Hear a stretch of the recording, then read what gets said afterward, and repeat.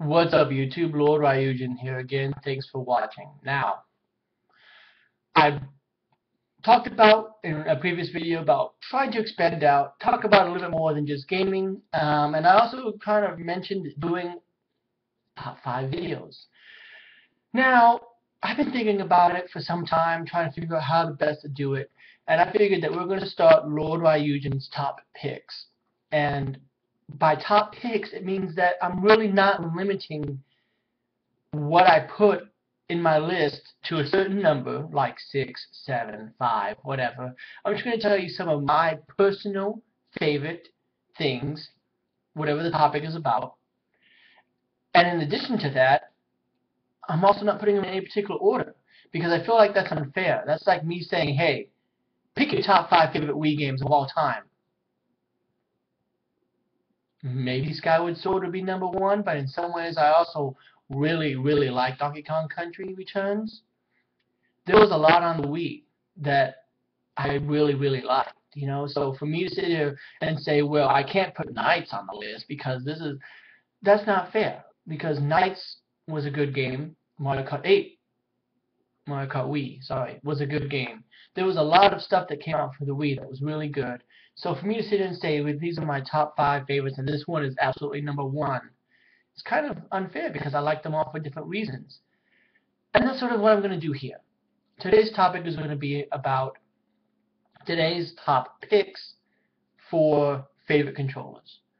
And again, I have 5 controllers over here, but this doesn't necessarily mean that these are my top 5, because while you won't see the Wii U gamepad in here, because again, I kind of feel like I need to own the Xbox One and the PlayStation 4, even though I've held the controllers in my hands, and I have a pretty good idea of how the trackpad for the, for the PlayStation 4 and all that works. I want to actually own them and move the, use the actual gyroscope of the PlayStation 4 controller, be able to actually, grip them really tight and physically use them, other than just sort of get the experience. Because while I had a relatively good idea of how the gamepad would work by holding it at a Best Buy, it wasn't until I actually held one that wasn't hindered by it being tethered to this kiosk that I really was like, moving it around, using, playing Nintendo Land and moving the gamepad around and physically seeing, okay, this is how it actually works, to get a really good idea. So the gamepad will not be included in here for that reason, but the gamepad is certainly one of my favorite controllers. At the same time, so is the Move controller. I really like what PlayStation added to what Nintendo did with the Wii Remote, and the Wii Remote is one of my favorites as well because of just how comfortable it is. Sometimes I'm given the option of using either an analog controller, or the nunchuck, and the Wii Remote, or playing with the actual Pro controller that the Wii had. And a lot of times I find myself just going and using just the Wii Remote and nunchuck because it's just more comfortable to me. That's just my preference, of course. And that's the next thing that I wanted to cover before I actually do this video, as sort of a setting up as to how my topics work, is that these are my personal favorites. I'll mention reasons why I like them as I'm talking about them, but this is just my preference. I actually like holding a Wii Remote. I know that some people really did not enjoy it.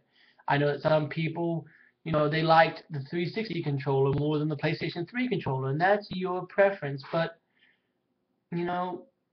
everybody has their own opinion on it, and that's fine and dandy. But again, in no particular order, and I do a lot for the show because I had to go digging through all my personal cases to bring these things out.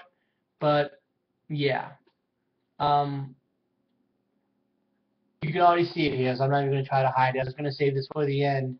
But the Dreamcast controller, probably if I had to say, this would be my absolute favorite controller, if I had to pick. And it would probably be a really, few nights of losing sleep thinking about it kind of decision. The analog on this is just beautiful. I love how it feels. The buttons themselves, the locations of the trigger. I mean, look, I'm holding it now. This just feels so great. The two VMU slots were really great.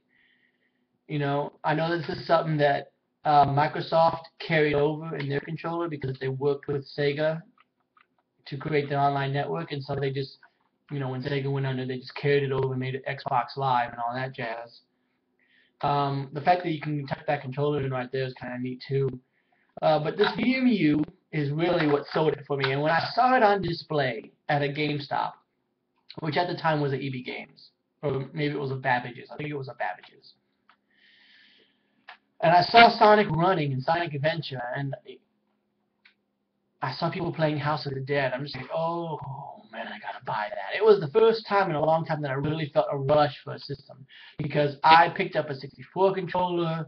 It did not amuse me. I was actually kind of mad at it, you know, because I didn't understand how you were supposed to hold it. I thought you were supposed to hold it regular and it had analog in the middle. I'm trying to play it like this, and it's like, hit Z. Oh, Z's down. Yeah. And, you know, throw the controller away. Screw this kind of thing. But this is what got me back into gaming, and this is really what made me go back and be like, let's give the PlayStation an honest shot. Let's give the 64 an honest shot. And then when they announced the Gamecube, oh my goodness. I saw what they were doing with Zelda, and I saw what they were doing with Metroid, and I'm like, yes, they're taking risks and taking, you know, kicking ass, taking names kind of thing. So there's that one. I'm trying not to get my cables caught up here. And when you speak of the devil, you have to show it. The 64 controller. The same controller that I at first was really turned off to, because I was trying to hold it like this, and again, trying to reach over to play the analog, and I'm like, okay, this is kind of uncomfortable. I didn't realize until later you're supposed to hold it like this in the middle with the Z button on the bottom, the Z trigger. But one of the reasons why I like this is because of the way that it worked. It used Z triggering, and you know, the C pad really worked as like a second analog, kind of. But it feels really comfortable once you get used to it being in your hand and holding it like this. It's just natural. You know, my finger naturally goes to L and R. My thumb naturally is being over the A and the B buttons, and then with a quick slide, I'm over here with the C pad. Plus, because of its alignment with the buttons, it makes a perfect arcade controller. I mean, if you see here, if you kind of go like this, you can do low punches and then your high attacks and all that. Using this for Killer Instinct Gold is a really, really good kind of way to play. So there's that. And I kind of apologize. Nintendo's on this list a lot, but I feel like Nintendo really goes out of their way to make comfortable controllers. Not a lot of companies do that, you know, especially Sony. I mean, granted, I like the PlayStation 4 controller. I really think that it's really innovative. But for 3 generations, they had the exact same controller. With the exception of the PlayStation 1, where it went from having no analog to dual analog, which they did that only because of the popularity of the analog stick with 64 that I just showed. They pretty much had the same controller. They haven't changed it much, and Microsoft is guilty of that too. Even though they ripped their controller design directly from the Dreamcast controller, they've had the exact same controller for 3 generations. They haven't varied it much. But Nintendo, every time they release a new system, they release a new controller. That's one of the reasons why they're on this. Now, I'm probably going to get some hell for this one, because people are just like, why do you like that? So hear me out on this. But the Atari Jaguar controller. Not only do I like the fact that the A, B, and C buttons are reversed from, you know, what you would expect from, you know, like here's A, here's B, here's C. Not only is it different, but when you hold it, your fingers naturally go right here. It's comfortable. So your hands are instinctively on B, A, and C. Also, the number pad, really makes a difference. For me, it really makes a difference, because you're talking about, what, an extra 12? 9 plus 0 and then pound, yeah, an extra 12 options. And, you know, I show people Atari Jaguars all the time, and then I pull out Alien vs. Predator, because I think that is just the best example of how to use the Atari Jaguar controller. Rather than you have a your 64 controller down there having to press A and B and cycle through your guns because holy crap, I gotta get to that rifle. Let me keep swapping out weapons. Here it is. I can just hit 5, instantly pull out the flamethrower, fry me some aliens. Done. I want to have the map on, hit 9 real quick, or 0, whatever the option is to pull up the map, and there it is. And then when it starts to get annoying, I don't want it in the way anymore, I hit the button again. And it's really I kind of think about, how you have options now for games with the D-pad and how you can instantly switch between your different weapons. I kind of think that that's what the Atari Jaguar was doing before that was a thing to do. Was you want to switch between your weapon real quick, hit down. Okay, that's the modern day equivalent of hitting 2, hitting 3, And if you want to enter in a code, don't even think about Alien vs. Predator codes. They're ridiculous. But otherwise, hitting like 3, 4, 7, 5, 9 pound to enter in a code is a lot easier than some of the codes that were around back in the days. I mean, if you think about like the codes that Metroid had, for an example, and how they were basically phrases, a whole lot easier. And another one that's on here, Virtual Boy. And I know that I'm probably going to get a lot of hell on this one, but the Virtual Boy was a really decent system. It just had a lot of problems with it, particularly its technology. The fact that it stuck solely to being red. But the controller itself is decent. Because, I mean, not only does it have 2 D-sticks, these 2 D-pads were the equivalent of dual analog before there was dual analog. If you don't know what I'm talking about, if you take a look at it, when you're holding it like this, if you play a game like Terror Boxer, for an example, and how you're able to control your right hand with the right stick, and you're able to control your left hand with the left D-pad, it really feels like it's dual analog support. And then there's a lot of games like Red Alarm that use the right D-pad to like strafe and all this stuff. It really feels like that.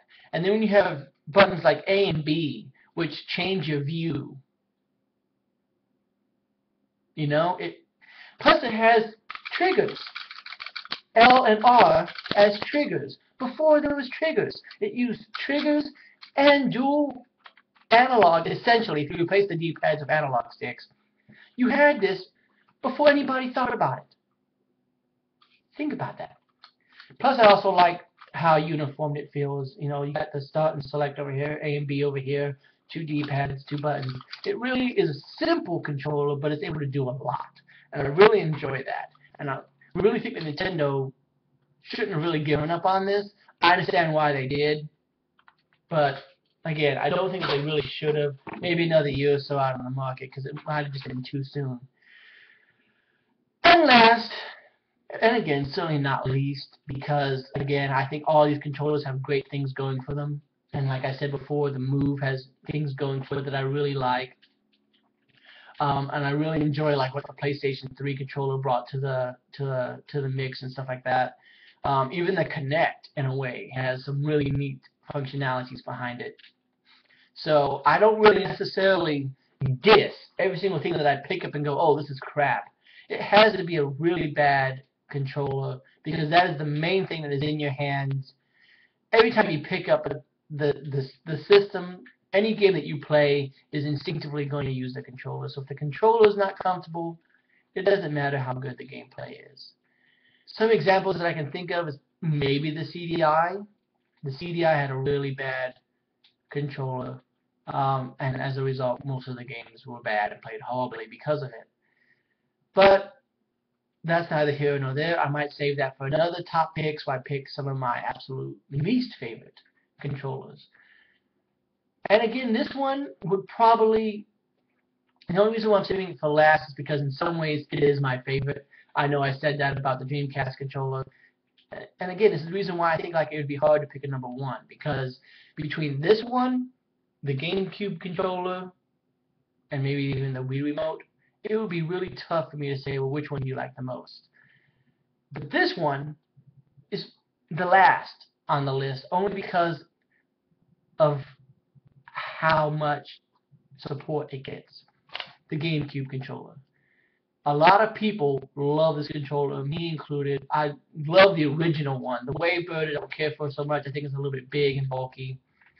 But not only are the L and the R buttons, oh, I don't know if you can hear that. Oh my goodness. I love how they click. It has a Z button here. It did a lot of stuff. This was Nintendo trying to compete with the PlayStation 2, essentially, by having dual analogs and a D-pad and 4 face buttons and, you know, L and R's and to some extent a second, you know, like a bumper. But not only is it comfortable as crap, you know, it feels like it was actually designed to fit a human hand. I love the location of the buttons. You know, the fact that if you have your finger over A, it's a short skip and a jump over to B, X, and Y. I love the location of the C stick, which again is kind of what the Nintendo 64 is doing. If you just use, you know, up, down, left, and right. I just love it. The fact that it also carried over to the Wii really helped with some games. And now that they're carrying over to the Wii U, this means that this is essentially Nintendo's third system that uses this controller. And I kind of like that. And I know that I said earlier that, oh, you gave Microsoft crap. But it would be different if they were trying to come out with a different controller every time it came out something different. Because again, when the 360 came out, if they allowed you to continue to use Xbox controllers, okay. If the Xbox One came out and continued to allow you to use 360 controllers, or in the case of the PS3, which if you had the appropriate thing for, the appropriate USB adapter, you could use the same PlayStation 1 and PlayStation 2 memory cards and the same PlayStation 1 and PlayStation 2 controllers. That was a very functional system.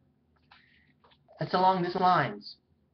Not only is this able to be used with the Gamecube, it's also able to be used with the Wii, and by the end of the month when Smash Brothers comes out, it's going to be used for the Wii U also.